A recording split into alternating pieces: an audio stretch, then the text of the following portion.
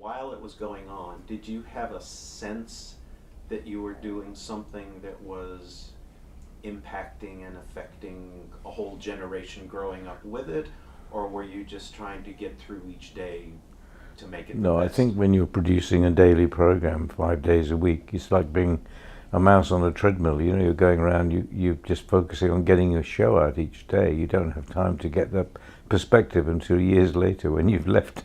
And then people write you nice appreciative notes and say how wonderful it all was, and it's the soundtrack of my life and all the rest of it. But at the time, you're not conscious of that. You're just doing your job and making the best shows you can and doing it in an entertaining way. So, what do you say to people who come up to you with those kind of nice comments and messages and tell you that? Thank you very much. Please buy my book and I'll tell you more.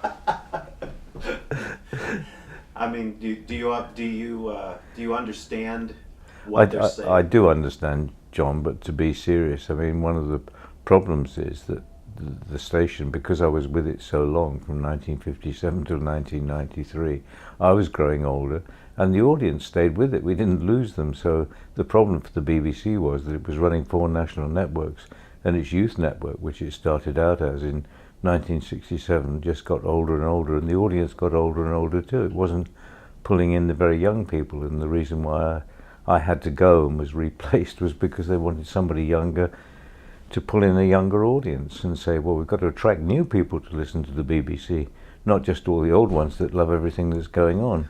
And that was true of the disc jockeys as well as the audience. You know, a lot of the DJs, the average age was 50 or something, and so they didn't really fit the notion of appealing to young kids under 20.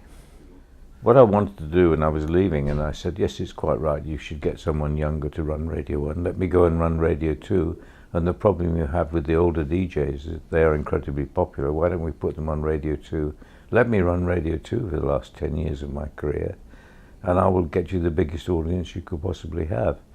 Unfortunately, we were in a change of management then. There was a lady called Liz Forgan, who was the managing director of radio, who said, no, we don't wish to disadvantage those people that are already listening to Radio 2, all those older listeners.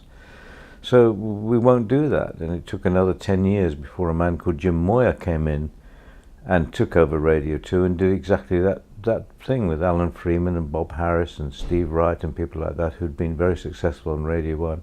They are now very successful on Radio 2, and it's the most popular network, as I forecast it would be. Mm-hmm. So what we really needed to do was make Radio 1.5. Yes.